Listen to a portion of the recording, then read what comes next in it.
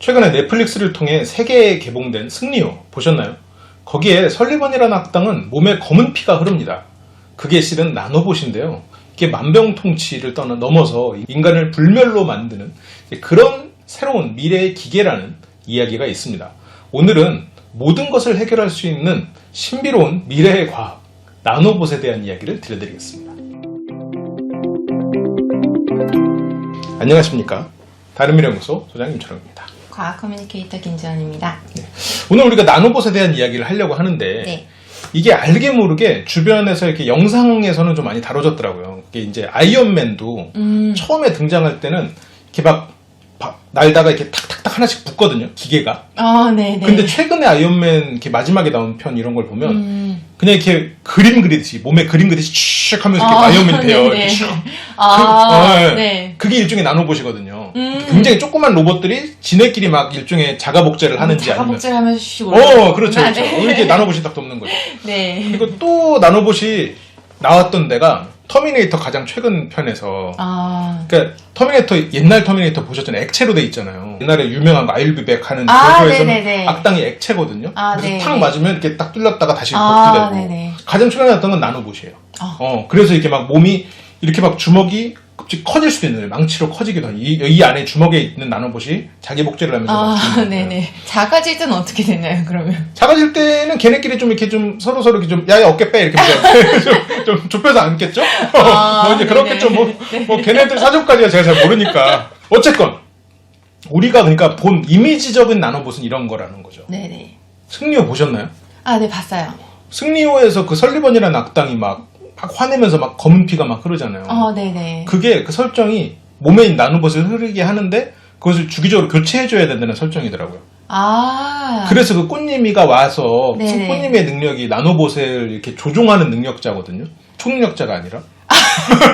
초능력자님이셨죠. 그게 설리번이 네. 일종의 그 영재학교 교장이기도 한 거예요. 그 네네. 악당이. 그래서 거기 나오는 그 송중기나 김태리 이런 애들도 다 그 영재학교 출신이에요. 거기 설정이. 그래서 네. 김태리도 막 설리번 죽이고 싶어서 날리고 송중기도 어쨌건 그 군대에서 되게 특급 사수였잖아요. 네. 걔네가 다 유전자 조작이 된 애들이다라는 설정이 있거든요. 꽃님이라는 그 애도 이제 네. 막 안개 검은 안개를 막 조종하잖아요. 네네. 그게 실은 다 나노봇을 조종하는 거. 그래서 오늘 얘기하려고 하는 나노봇의 네. 이미지는 그런 거다라는 거죠. 네. 근데 나노가 혹시 얼마나 크긴지 아시나요? 머리카락의 10분의 1m의 1000분의 1이 1mm거든요. 네. 1mm의 1000분의 1이 1마이크로미터예요. 네네. 1마이크로미터의 1000분의 1이 1나노미터입니다. 그럼 네. 나노봇의 범위는 100만 분의 1 센티미터, 그러니까 밀리미터가 되는 거죠. 네네네. 네, 100만 분의 1 밀리미터다 보니까 이제 머리카락이 뭐 굉장히 머리카락이 0.1mm라고 했을 때 네네 10만 분의 1 크기인 네네. 거죠. 그래서 이거를 얘기하기 위해서는 실은 마이크로봇에 대한 이야기를 좀 먼저 해야 돼요. 왜냐하면 나노봇은 지금 방금 말씀드린 것처럼 100만 분의 1 밀리미터니까 그 이전에 1000분의 1 밀리미터 크기의 로봇들이 존재하는 거죠. 그 마이크로봇에서 세계적으로 굉장히 우선권을 갖고 있던 나라가 2010년도에 세계 최초로 이런 마이크로봇으로 의료 행위를 했던 나라가 있어요. 그게 한국입니다. 네. 그게 이제 한국에서 2010년도에 전남대, 그리고 2012년도에는 부경대에서 이게 각각 이런 실험들을 성공을 한 거예요. 마이크로봇을 만들어서. 근데 이제 네네. 뭐 1mm, 5mm 막 이런 정도 크기로 돼지 뭐 혈전도 제거하고 이런 어떤 타겟팅 해가지고 네. 그런 이렇게 혈액에 응고된 거를 없애는 이제 그런 것들을 성공을 한 거죠. 나노봇의 주 기대되는 분야. 그렇죠. 그러니까 이제 혈액 속에 들어가서 혈전 용해하거나 뭐 이런 거니까. 나노봇보다 근데 1000배 큰 거죠. 1000배 큰 크기를까지는 우리나라가 이제 굉장히 성공을 해가지고 한 2013년도에 이런 로봇 협회 사장, 회장 이런 사람들은 이제 나노봇은 미래는 한국에 있다. 그리고 2021년 현재 그런 건 없다는 거죠. 그런 건 없어. 이루어지지 않았어. 왜 슬픈 예감만 다 맞나? 이런 좋은 예감은 맞지 않나? 네. 항상 그렇게 된 상황이고, 그래서 지금 나노봇의 현재는 지금 외국에서 이런 뭐 미국이나 이런 나라가 좀 주도를 하고 있죠. 캐나다나 이런 나라가 좀 많이 앞서 있는 상황이고, 나노봇은 어쨌건 의료 행위에서 의료용으로 많이 좀 만들어지고 있어요. 그렇죠. 그래서 지금 가장 최근에 만들어진 건 이제 아까 말씀하신 것처럼 머리카락의 10만 분의 1 크기까지도 수준까지도 됐는데 이게 이제 지금 연구하고 있는 건 의료 행위를 목적적으로 해야 되니까 이게 막 뭐 암 같은 게 있을 때 거기 이제 RNA가 변한대요. 네. 근데 그거를 침투해가지고 가가지고 체크하는 거. 뭐 그런 거는 현재 연구에서 어느 정도 좀 가시화가 됐다고 해요. 네네. 몸을 이렇게 돌아다니다가 이제 야, 너 암 생기겠는데 이렇게 이런 게 이제 되는 거죠. 조기 진단까지는 어느 정도 지금 좀 실험적으로 성공한 상태라고 합니다. 나노 수준에서요? 나노 수준의 이제 봇들이 그리고 걔네가 이제 그러니까 10만 분의 1 크기의 나노봇을 만들긴 했는데 얘네한테 목적을 주고 뭔가 일을 시키고 하려면 그 작은 그 크기에서는 아직 못하는. 그렇겠죠. 그러니까 그걸 나노봇을 설계하는 문제죠. 그렇죠. 네. 근데 이게 2016년도에 그 당시에 이제 노벨 화학상을 받은 네. 사람들이 이 분자 로봇을 만들었거든요. 네. 근데 여기서 이제 재밌는 게 기계공학상이 아니라 노벨 화학상을 받은 사람들이 나노봇의 미래를 연 거예요. 네. 그러니까 이제 여기에서 개념을 여러분들 잘 잡으셔야 되는 게 나노봇 혹은 뭐 나노로봇 이렇게 해서 굉장히 로봇 이렇게 네 다리로 이렇게 거미처럼 기어다니는 네. 그런 로봇을 축소시켰다고 생각을 하기가 되게 쉬운데 네. 그러니까 기계공학을 굉장히 작게 만든 결과물이 나노봇이라고 생각하기 쉽고 저도 그렇거든요.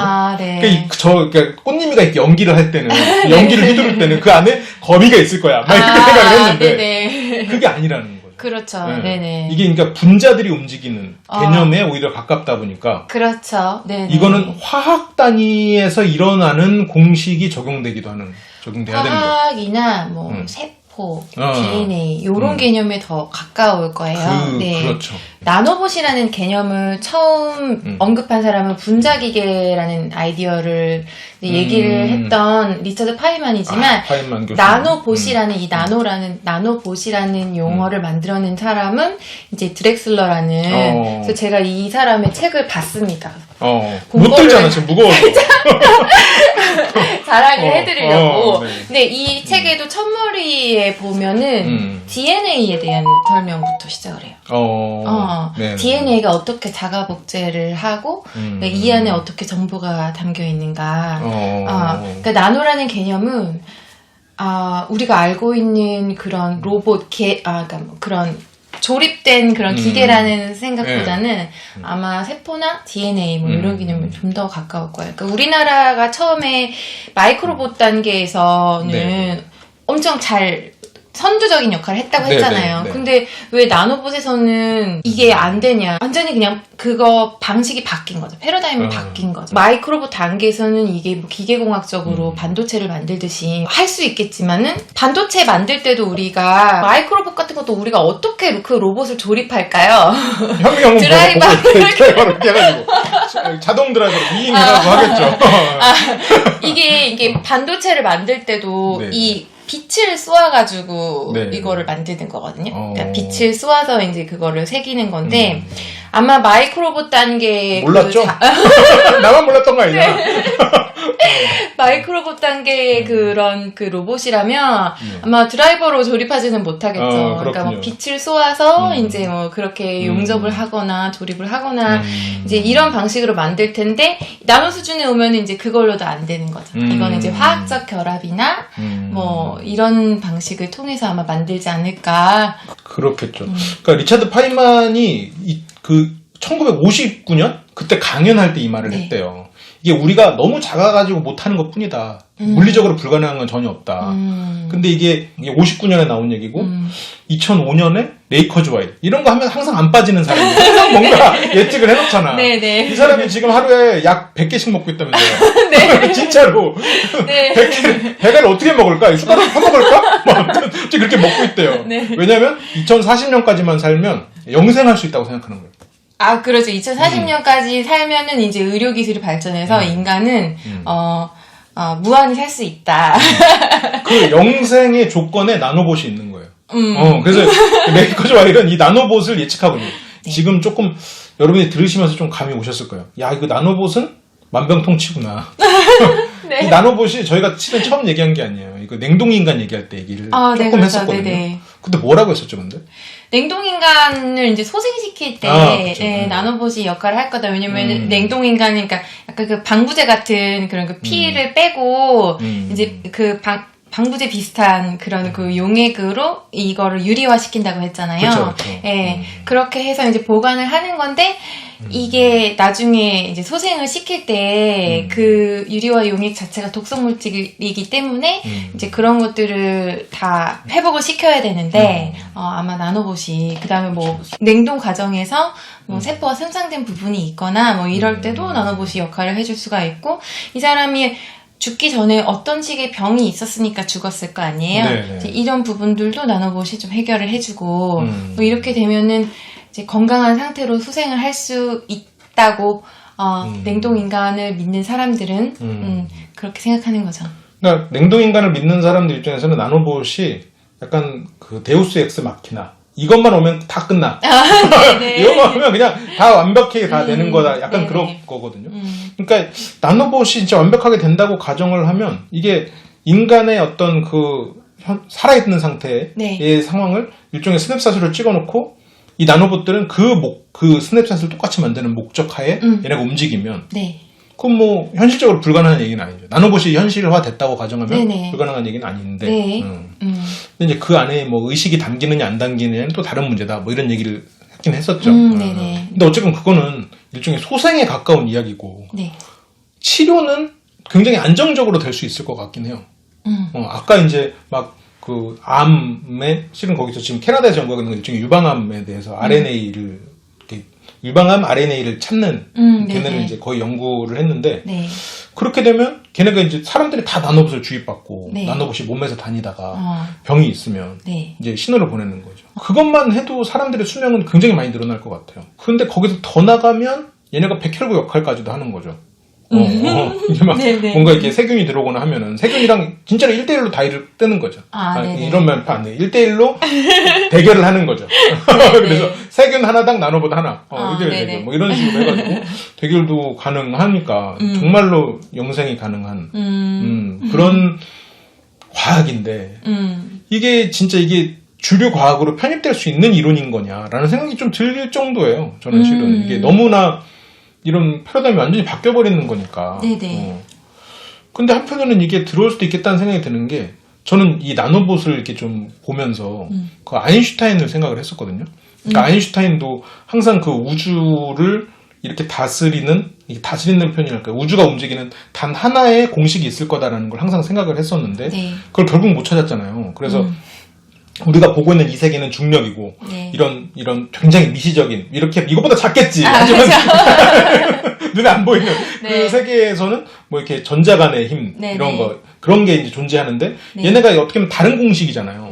근데 이거를 아우르는 공식이 존재할 거다라고 말을 했는데 이게 존재해야 되는 곳이 블랙홀이거든요. 완전히 그 큰 것이 그렇게 그런 분자 단위로 조그매지는 그 만나는 지점이 블랙홀이어서 저는 이 나노봇의 존재가 일종의 그 우주에서 블랙홀을 발견한 그런 정도의 개념이 되지 않을까. 우리가 어쨌든 조종을 하고 목적을 주고 조종이 아니어도 되는데 알고리즘을 줘야 되는 존재가 분자 단위면 이게 굉장히 미시적인 것과 거시적인 개념이 하나로 합쳐지는 그 지점이면 이게 진짜 그 하나의 우주의 원리가 밝혀지는 그런 패러다임의 변화가 아니냐.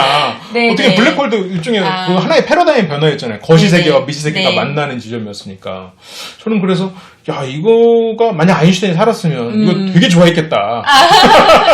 저는 그런 생각이 조금 들었거든요. 저도 나노봇 생각하면은 약간 이게 생명의 개념에 상당히 근접해 있다라는 생각이 좀 들기는 해요. 그러니까 우리가 봇이라고 이름을 붙이긴 했지만은 이게 자가 증식을 한다는 건 자기 복제를 한다는 건 사실은 생명 현상의 특징이잖아요. 그러니까 세포나 이런 것들이 이제 이렇게 분열을 하면서 자가 복제를 하는 건데 나노봇이 이제 그런 능력을 가지고 있으니까 그러니까 나름대로는 그러니까 생존 욕구? 같은 것들을 이제 가지고 있다라고 생각할 수도 있는 부분인 거죠. 그래서 사실, 어떻게 생각하면은 약간 좀 위험하기도 할 수도 있는 그런 것 같아요. 그러니까 이 나노봇을 이제 우리가 이제 나노봇의 미래와 이제 위험성을 이제 좀 이따 말씀을 드리겠지만 좀 뭐랄까, 과학적으로 보면 가능은 할 것 같은데, 네네. 이게 가능하다고 했을 때, 그러면 거기에 이제 분명히 리미트를 걸어야 되잖아요. 근데 그 리미트를 거는 게 과연 가능할까라는 생각이 들어요. 왜냐면 이제 인간들도 굉장히 다양하잖아요. 그러니까 인간이 어떻게 보면 진화가 덜 된 수준의 다른 동물을 생각했을 때는 네. 본능에 의해서 움직이는 것처럼 보이잖아요. 그리고 걔네가 더 진화가 안 된 단세포 동물까지 가면 얘네도 어쨌건 무언가 굉장히 단순한 목적을 가지고 네. 증식을 하고 살아간단 말이죠. 네. 근데 얘네가 그러다가 조금씩 변하고 합쳐지고 이러면서 결국 인간이 된 거니까. 그렇죠. 네. 그러면 나노봇이라고 그걸 못할 게 있느냐 생각이 좀 들긴 해요. 저도 좀 그런 생각이 좀 들기는 했었어요. 한 번에 나노봇이 정말로 제 역할을 하려면 막 수억 개씩 이렇게 자가복제를 해야 될 텐데 이 중에서 돌연변이가 나오는 거를 우리가 다 걸러내서 이것들을 할 수가 있을까? 나노봇에 대한 아이디어를 이제 처음에 얘기를 했던 이 창조의 엔진 제가 읽은 네. 이 책에도 보면 이제 나노봇이 나중에 모든 것들을 거의 다 나노봇이 있으면 사실 안 될 게 없잖아요. 맞아요. 죽은 사람도 살리는데 그리고 무슨 그런 우리 뭐 기후변화 위기 뭐 이런 것도 나노봇이 있으면 다 끝나요. 나노봇이 탄소 다 환경 오염물질 다 제거해주고요. 뭐 다 되거든요. 그런데 이런 기능을 하도록 나노봇을 어떻게 설계를 하느냐 이건 모른다는 거예요. 여기 나와있지 않아요. 네. 그러니까 이게 가능하다는 얘기만 했지 어떻게는 몰라요. 이 책에도 보니까 이 드렉슬러가 굉장히 나노봇에 어떻게 보면 성부적인 사람인데 네. 그 사람이 이런 게 가능하다. 근데 방법은 니네가 찾아라. 이렇게 이제 책에다가 썼다는 거죠. 네네, 그렇죠. 무례하네요. 나는 좀 기분이 상해서 나노봇 연구 안 하겠습니다. 마음이 상했어. 우리가 이렇게 설계하면 된다라고까지만 얘기했지 어떻게 설계해야 된다 이거는 아직 모르는 거죠. 그러니까 우리가 지금 단계에서 인공지능이 없다고 말할 수 없잖아요. 그렇죠. 그죠. 인공지능 어느 정도 정말 사람이 할 수 있는 뭐 대화도 다 하고 하지만은 정말 진짜 인간 단계의 의식을 가진 그런 범용 인공지능을 만드는 문제는 또 다른 문제이듯이 나노봇 역시 어느 정도 기초적인 수준에서 역할을 할 수 있는 뭐 혈전 용해라든지 뭐 간단한 역할을 하는 나노봇을 만드는 것은 가능하겠지만 모든 분야에서 나노봇이 그렇게 다 쉽게 만들어지겠느냐 이건 좀 다른 문제라는 생각이 좀 들긴 해요. 네. 그 모든 분야의 그런 나노봇이라는 건 정말로 생명체에 가까운 존재일 것 같고 네. 그거는 지금 인공지능이 범용 인공지능처럼 말씀대로 네. 안 될 것 같긴 하네요. 그럼에도 불구하고 우리가 이제 이 나노봇이 어디까지 가능성을 가지고 있는가 그 얘기는 좀 해봐도 재밌을 것 같아요. 네네. 여기서부터는 이제 방금 이제 우리가 이 가능성을 펼치기 전에 이 나노봇이 아직까지는 좀 한계를 가지고 있을 수 있는 부분이 있고 우리가 하는 상상 중에 일부는 뭐 끝까지 이루어지지 않을 수 있겠다라는 얘기를 좀 미리 하신 거죠. 네네. 하지만 그때까지 우리가 살아있을 가능성이 없을 수도 있으니까. 드렉슬러도 그랬잖아요. 이건 나머지는 니들에게 맡긴다. 더 이상의 설명을 생략한다라고 했단 말이에요. 우리라고 못해? 그렇잖아요. 네. 그러니까 이 나노봇은 어쨌건 가장 그 우선적으로 우리가 느낄 수 있는 분야는 의료 분야일 것 같긴 해요. 네, 그렇죠. 네. 의료 분야에서는 뭘 할 수 있을까요? 가장 기대가 되는 거는 예를 들면 암세포를 표적 치료한다고 해야 되나요? 네. 모든 세포에는 네. 그 DNA가 있는 거고 네. 그 거기에 이제 염기 서열이 있는 거잖아요. 네. 그러니까 나노봇이 들어가서 염기 서열을 싹 분석하는 거죠. 그래서 원래 정상 세포와 다르면 공격 뭐 이렇게 이제 알고리즘이 완벽하게 구성이 되면 이게 다른 분야로 펼치기가 되게 쉽겠네요. 실제로 보면 그 뇌 표적 그 치료를 하는 나노봇까지는 지금 현재 어느 정도 나왔다고 하더라고요. 그게 실은 거기 정해진 물질만 오고 갈 수 있는 벽이 있다고 해요. 뇌는. 근데 그거를 이제 뚫고 들어가서 이제 뇌 표적 치료를 하는. 이제 지금 말씀하신 것도 멀지 않은 미래에 생기겠네요. 그것까지는. 네, 그 정도까지는 할 수 있지 않을까. 지금 현재 의료 수준에서 이제 가장 기대할 수 있는 분야는 아마도 그런 것 같아요. 그러니까 우리가 영양제 100개씩 먹어야 돼. 영양제 100개씩 숟가락 큰 거 이렇게 주걱으로 해가지고 이렇게 퍼먹고 그래서 40년까지 살아야 돼. 이게 어느 특정 부위에 나노를 주입해서 이게 그러니까 뭐 이렇게 이게 정상세포인지 암세포인지를 구분할 수 있다고 했잖아요. 근데 사실 이게 인체에 모든 세포는 다 다르단 말이에요. 우리가 눈을 그렇죠. 이루고 있는 세포와 뭐 피부를 이루고 있는 세포, 뭐 장기를 이루고 있는 세포는 다 다르단 말이에요. 그래서 나노봇이 뭐 이렇게 전신을 돌면서 뭐 모든 나쁜 물질을 제거한다? 그거는 시간이 조금 더 걸릴 것 같고 될지는 잘 모르겠고 나노가 막 자가증식을 하면서 막 이렇게 막 네. 인공 수트가 입혀진다. 이런 거는 그러니까 나노가 그러면은 이 내 몸의 형체의 그거를 인식해야 되잖아요. 거기에 맞게 이렇게 자가증식을 해야 되잖아요. 네. 그러면 나노가 똑같은 것만 계속 복사를 하는 게 아니고, 아이언맨처럼 이렇게 여긴 빨간색, 여긴 파란색? 네, 그러니까 그렇게 어쨌든 그렇죠. 얘는 레이저 쏘는 내 애들. 몸을 알아서 판단을 해가지고 내 피부에 맞게 이렇게 딱 밀착이 돼야 되니까 그렇죠. 그 정도의 지능을 갖춘 나노봇을 만드는 것도 또 더 복잡한 알고리즘이 들어갈 테고. 그러네요. 그렇죠. 그러니까, 네. 그러니까 얘네가 어쨌건 그 명령하는 통솔자가 없는 상태잖아요. 네네. 그러니까 어차피 자기 복제니까. 네. 그런데 이 동네 애들은 레이저를 쏴야 돼. 이 동네 애들은 상대의 공격을 맞아야 돼. 막 이런 게 그런 걸 판단하기가 쉽진 않긴 해. 그러니까 네. 동시에 여러 목적을 수행하는. 네. 그러니까 이게 비행기처럼 일종의 네. 복합계가 되는 거잖아요. 네네. 그러니까 앞으로 날아간다는 복합적인 목적은 있지만 네. 그 안에서 수행해야 되는 임무가 다양해지면 그건 정말 다른 문제긴 하네요. 아이언맨이 뻥친 거야, 그러니까. 일단은 우리가 이렇게 좀 생명공학이 발달을 해줘야지 나노도 좀 가능하지 않을까라는 생각이 들어요. 이게 네네. 나노가 의료 과학 분야에서 또 많이 응용이 되어 있기 때문이기도 하지만 나노라는 것 자체가 이 약간 DNA 같은 그런 거라고 생각하면 돼요. 그러니까 우리가 이렇게 그런 기계적으로 조립하는 나사로 조립해서 만든 기계가 아니라 DNA 같은 식으로 정보가 들어가 있는 그런 형태의 뭐 세포나 뭐 이런 식의 형태를 가지게 될 거란 말이죠. 나노 수준의 크기라면. 그러면은 우리가 DNA에 다 염기 서열이 있잖아요. 그러니까 그 안에 그 염기 서열이 바로 그 DNA의 역할이고 그 DNA가 어떤 역할을 하게 될지, 뭐 어떤 거를 구성하게 될지를 결정하는 요인인데, 나노도 그 자기 기능을 가지려면 DNA와 같은 방식으로 어떤 식으로 그 정보를 저장을 하고 있어야 될 거란 말이죠. 우리는 사람의 염기 서열도 아직 다 몰라요. 그러니까 염기 서열을 완벽하게 다 알고 있기는 하지만, 분석할 수 있긴 하지만, 각각의 서열이 어떤 특징들을 나타내는지는 모른단 말이죠.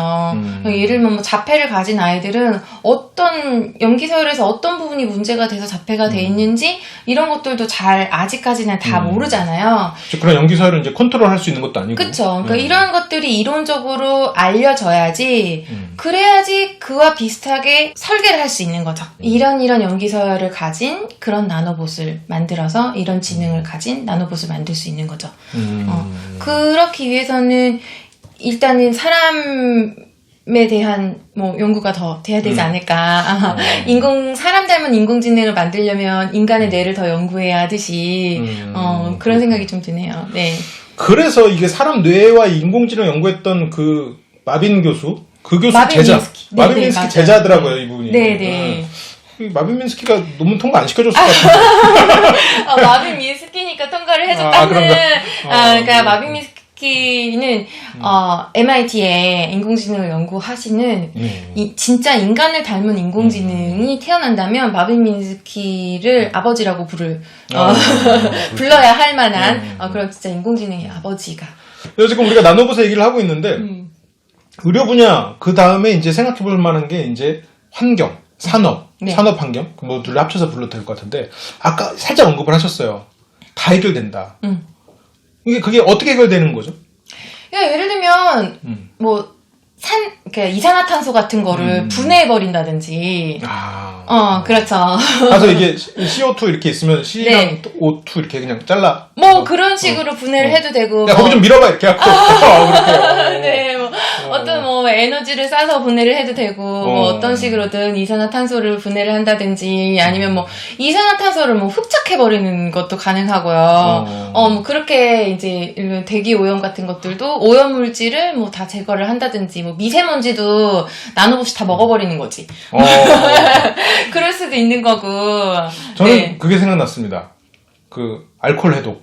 숙취 해소제. 숙취 해소제. 숙취 해소 네. 나노봇. 그죠.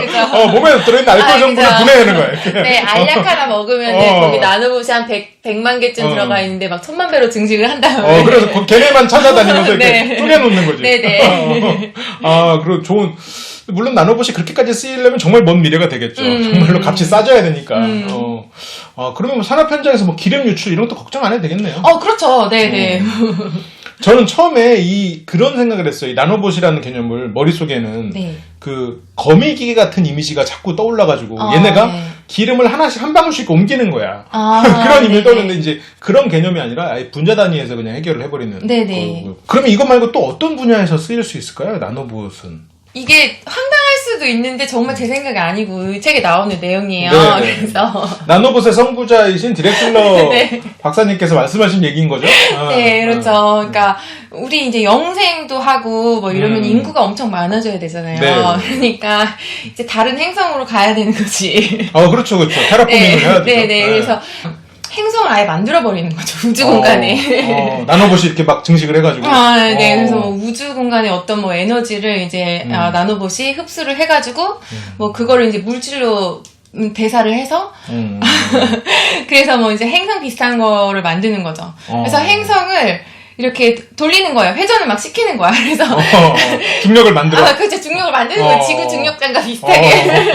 그렇군요. 네. 그래서 이제 그 튜브와 비슷한 우주 수트를 입고 사람들은 그것도 나노로 만들어야죠.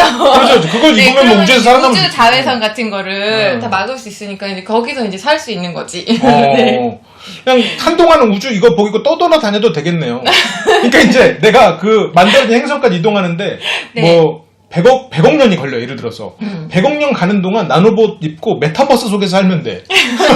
그 안에서 이제 모든 감각은 나노봇이 만들어주는 거지. 그래서 나는 매트릭스 안에 있는 그런 게 아니라 그냥 나노봇이 만들어주는 메타버스에서 살면서 거기서 뭐 내가 좋아하는 그 연예인과 이렇게 행복한 가정을 꾸리고 이렇게 살다가 그 행성에 도착하면 현실의 삶을 살고. 그러면 굳이 우주로 안 나가도 되겠네요. 심해에 차곡차곡 쌓여가지고. 네. 이렇게 인간이 쭉 쌓여 있는 거죠. 한 100년은. 나 심해에 가서 100년 후에 올게. 이렇게 해서 거기서. 그쵸. 어차피 나노봇이 들어가서 인체에다가, 뇌에다가 산소만 제공해주면 되니까, 뇌와 폐에 산소만 제공해주면 되니까. 그렇죠. 그렇죠. 뭐 무슨 염수를 흡수해가지고 그걸 산소로 변환해준다든지. 아니, 뭐 화산 근처에 뭐 이런 네. 뭐 무기물, 유기물 다 많으니까. 해저 화산 근처에 이렇게 쭉 이렇게 쌓여서 나노봇으로 둘러싸여가지고.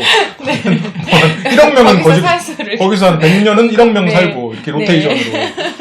그러면 뭐 인류가 좀 늘어나도 괜찮겠네요. 네네. 농담이었어요. 근데 진짜 일어날 수 있으니까 불가능한 얘기는 아니라는 거. 저도 이 책을 읽고 되게 상상력이 풍부해졌어요. 그렇군요. 네.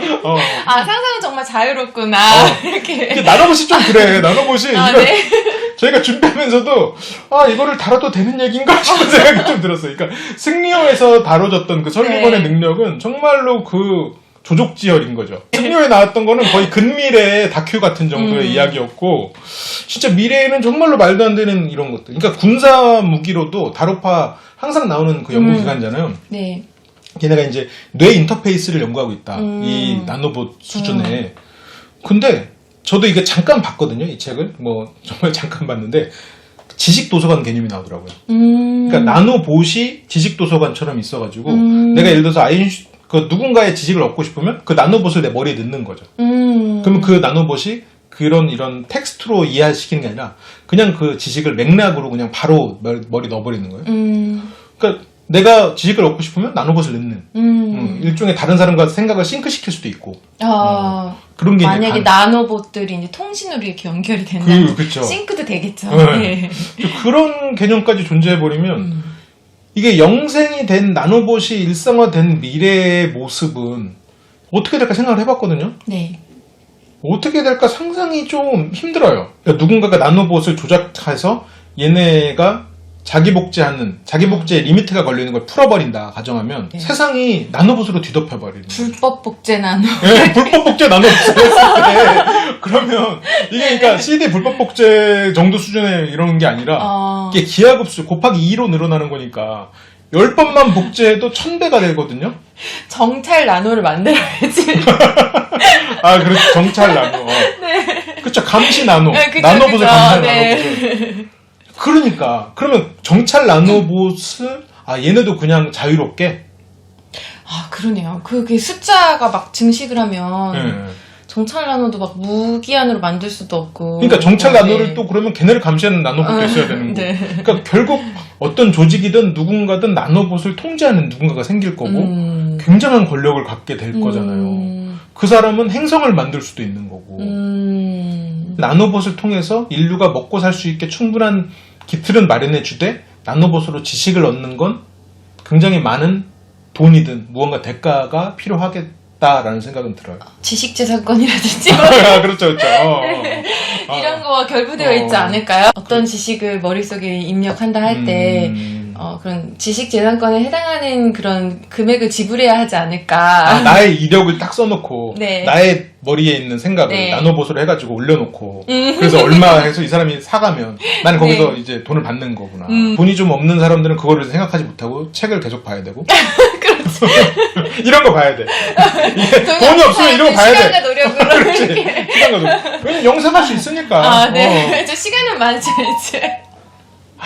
이게 네. 요즘 게임하고 비슷하네요. 돈 있는 사람이 현질해가지고 바로 그냥 버스 타는 거고 돈이 없는 사람은 노가다 뛰는 거고. 괜찮아요. 시간이 많으니까. 근데 게임에 따라서는 아무리 네. 노가다를 뛰어도 그 벽을 넘을 수 없는 게임들이 존재하거든요. 아. 현질을 안 하면 살아남을 수가 없는 게임들이 존재하거든요. 저도 불평등이 심화될 수 있는 부분은 항상 있다고 봐요. 근데 사실은 이 책에서 약간 그런 부분이 나와요. 인구가 예를 들면 사람이 영생을 하면 인구 밀도가 막 폭발을 하잖아요. 네. 그런 사회는 어떻게 될까? 어깨 빼고 살아야지 이제. 이렇게 어깨 빼고 네, 이렇게. 인구 밀도가 차곡차곡 너무 넘치면 쌓여서. 일단은 이제 다른 행성을 개발하는 것도 방법이고, 네. 그리고 우리가 인구 밀도가 막 너무 높아지면 경쟁이 되게 치열해지지 않을까, 삭막해지지 않을까, 막 이런 생각들을 저는 그렇게 생각을 하는데 네. 이 사람은 얘기하는 거죠. 사람이 만약에 죽지 않고 영생을 한다면 그러면은 사람들이 그렇게 욕심을 내면서 살아갈까? 다 자기 걸로 소유하려고 하고 뭐 그렇게 뭐 재산도 축적하고 막 이러려고 할까? 뭐 이런 얘기들을 해요. 우리가 죽지 않는다는 보장이 있다면 그런 식으로 남의 거 뺏고 하는 것들이 부질없다는 걸 사람들은 알 거라는 거죠. 그래서 이 부분에 대해서 되게 낙관적이다라는 생각은 했는데 사실 저는 조금 동의는 할 수 없는 부분이었어요. 아, 그래요? 네, 저는 오래 산다면 욕심이 더 많아지지 않을까. 200년 후에 재밌게 살 거를. 그쵸. 그러니까 내가 100만 년을 산다면 100만 년어치의 재산이 있어야 저 같은 사람들이 권력을 놓고 안 주려고 하겠죠. 그렇죠. 이 사람, 그러니까 나 같은 사람은 이제 메타버스에서 재밌게 사니까 이 사람이 내 걸 뺏은 것 같은 그런 느낌이죠. 나쁜 사람이네. 그래서 이런 게 생겨날 것 같아. 그러니까 지원님 같은 생각을 하는 사람은 이제 거기서 악착같이 뭔가를 해가지고 네. 그 이제 위로 가려고 할 거고 아닌 사람들은 오히려 그냥 자유롭게 즐기면서 사는 것 같은데, 근데 저는 인구가 네. 그렇게 폭발적으로, 그러니까 인간이 영생하게 된다는 시점이 생겼을 때 인구가 저는 폭발적으로 늘지 않을 거라고 생각이 좀 들거든요. 왜 그러냐면 이렇게 약간 사회적으로도 보면 좀 먹고 살만해지면 인구 증가 속도가 좀 떨어져요. 애를 잘 안 낳아. 네네. 그러면서 점점 이렇게 떨어지거든요. 출산율이. 그러니까 이건 뭐 그냥 다 그래요. 모든 사회가 다 그러는데. 그러니까 지금 이 영생의 혜택이 어쨌건 어느 정도 잘 사는 그룹에서부터 이렇게 퍼져나갈 거라면, 잘 사는 나라에서부터. 네. 그러면 출산율이 떨어져 있는 나라에서부터 또 퍼져나갈 거기 때문에 네. 그렇게 막 기하급수로 폭발적으로 늘진 않을 것 같긴 해요. 그리고 영생한다고 하면 사람들이 애를 잘 안 낳을 것 같기도 하고. 네, 아마 뭐 이렇게 유전자를 남기고 싶다 뭐 이런 욕구는 아마 없을 테니까. 그리고 나노봇이 생기면 심해나 아마존이나 이런 데가 굉장히 그 인간이 살 수 있는 곳이 되는 거죠. 그러니까 당장 내가 호랑이랑 옆에 살아도 되는 거잖아요. 나노봇이 있으니까. 그래서 나노봇 있고 우주를 떠다닐 수도 있는 거고 여러 가지 가능성이 생길 것 같아요. 물론 이거는 뭐 드렉슬러 정도의 이런 낙관론자를 쓰는 얘기지만 네. 근데 마지막으로 이게 우리가 이제 잠깐씩 언급을 하긴 했지만 위험성은 없을까요? 아무래도 나노봇이 자가증식을 한다는 거는 일단은 생존 욕구 같은 게 있다라고 봐야 되는 거니까 이 자가복제를 어느 수준에서 처음에 설계를 할 때부터 통제를 하겠지만 예를 들면 수가 몇 개 이상으로는 더 이상 복제를 하지 못하게 뭐 이런 식으로 설계를 하겠지만 계속적으로 자가복제를 하는 동안에 수억 개씩 이게 나노봇이 복제를 해야 되는데 그 과정에서 돌연변이가 나와서 예를 들면 정말 계속 번식을 멈추지 않는 뭐 이런 그 개체가 나오지 말라는 보장은 없는 것 같아요. 네. 그렇죠. 주라기 공원에서도 우리가 공룡들이 번식을 하잖아요. 근데 저도 이게 되게 가능성이 있다는 돌연변이라는 거 생각하면 아이 그런 게 어디 있어라고 생각할 수 있겠지만. 네. 나노봇은 분자 단위의 일종의 세포 같은 개념이고 인간의 세포와 계속 맞닿으면서 뭔가를 해나가잖아요. 네네. 그럼 그 과정에서 분명히 무언가 일이 일어날 수 있을 것 같아요. 네, 기생충 같은 것들이 있잖아요. 네네. 그런 것 중에서는 이제 숙주를 이동해야만 살아남는 그런 기생충들도 있어요. 네네. 그러면 예를 들면 생쥐 안에 기생을 하다가 고양이로 숙주를 갈아타야 돼. 그러면 생쥐 머리에 돌아가서 생쥐를 그러니까 약간 미친 상태로 이성을 이렇게 만드는 거지. 그래서 생쥐가 고양이한테 돌진해요. 그 고양이 품에 안깁니다. 그럼 고양이가 이제 잡아먹죠? 그럼 그렇죠, 그 기생충은 고양이 몸에서 살아남는 거예요. 근데 만약에 나노봇이 이런 식으로 우리도 모르는 사이에 우리 안에서 기생하게 될 가능성이 없지도 않다. 저는 그런 생각이 좀 들긴 했어요. 그런 상상을 하게 됐습니다. 네. 그거를 통제가 안 됐을 때 그런 위험이 생길 수 있겠네요. 그렇죠. 그러니까 몸 안에서 계속 증식을 한다고 했을 때 우리가 알 수 없는 그런 왜냐면 나노라는 거는 엄청 이렇게 작은 그 단위니까 얼마나 예민하겠어요. 그러니까 그렇죠, 주변의 화학물질이나 뭐 압력이나 빛이나 이런 거에 대해서 굉장히 예민하단 말이에요. 그럼 자가복제 과정에서 뭐 어떤 식의 돌연변이가 생겨서 이 안에서 나를 숙주로 살아가는 나노봇이 생길 수도 있는 거고, 그렇죠. 그게 그렇죠. 그러니까, 나의 또 다른 유전자가 되는 거죠. 네. 그렇죠. 이기적인 유전자가. 나를 시키는 거지. 우리는 어쨌건 이제 호르몬의 지배를 받는 동물이잖아요. 네네. 다이어트 할 때도 안 먹고 싶은데 먹게 되잖아요. 그렇죠. 나노봇이 명령을 내리는 거지. 그렇죠. 지금 설탕을 먹어라, 막 이렇게. 다이어트 하고 싶은 사람들은 다이어트 목적에 나노봇을 넣을 수도 있겠네요. 맨날 못 먹게 하는. 네. 그렇게 이용할 수도 있지만 나노봇이 좀 더 목적을 가지고 나를 조종할 수도 있는. 하지만 본인은 못 느끼는. 그렇죠. 네. 그게 군사적 목적이든 아니면 뭔가 시민 통제 목적으로도 쓰이는 날이 올 수도 있겠다. 라는 생각도 드네요. 네네. 저는 이제 아까 이 뇌를 이렇게 통신한다는 얘기를 듣고, 이렇게 되면 이렇게 해킹, 조종, 이런 게 다 가능해지겠구나. 그리고 기억의 복제, 내 삶에 있어서 나는 내 삶이 싫으니 저 사람으로 복제를 하는 거죠. 네. 그래서 내 삶의 기억은 지우고 저 사람의 기억을 넣고 몸도 다 저 사람처럼 바꾸는 네. 그런 일이 생길 수도 있겠구나. 집에 갔더니 아내가 들려. 한 명은 가짜인데 지가 가짜인지도 몰라. 이제 그런 일이 이제 생기면 뭐 같이 살아야겠죠. 뭐 어쩌겠어. 뭐 나를 복제하면 되겠구나. 나를 나노봇으로. 그렇죠. 참 여러 가지 일들이 벌어질 수 있겠네요. 네. 근데 이게 어느 정도까지 미래에 가능한 일일까요? 마지막으로 그것만 좀 들어볼 수 있을까요? 아까도 말씀드렸다시피 우리는 지금 막 이렇게 온갖 상상을 다 하지만 사실상 나노를 어떻게 설계할지 모른다. 이론적으로 가능하다는 것만 안다. 네, 그래서 이게 실제로 실현이 되는 거는 고도의 설계 기술이 필요하다. 그래서 이론적으로 가능한 것과 그게 진짜 실현되는 것은 좀 차이가 있다. 그렇죠, 그렇지만 상상은 자유라는 거. 네. 이게 참 잘 모르겠다는 말도 이렇게 하면 고급스러워요. 그렇죠?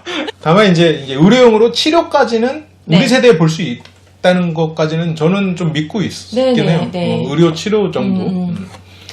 그렇습니다. 여러분 영양제 많이 드시고요. 2040년까지 생존해 봅시다. 네. 얼마 남았죠? 19년? 얼마 안 남았네요. 네. 19년. 큰 무리 없으면 살아남겠네요. 네. 그래요. 우리 영원히 살면서 이거 계속 해봅시다. 그래요. 네. 그럼 저희는 또 다음 시간에 돌아가겠습니다. 오늘 또 긴 이야기, 많은 이야기 좀 들려드린 것 같은데 그래도 좀 재밌게 끝까지 이렇게 봐주셔가지고 감사드립니다. 저희는 그럼 다음 시간에 돌아갈게요. 감사합니다.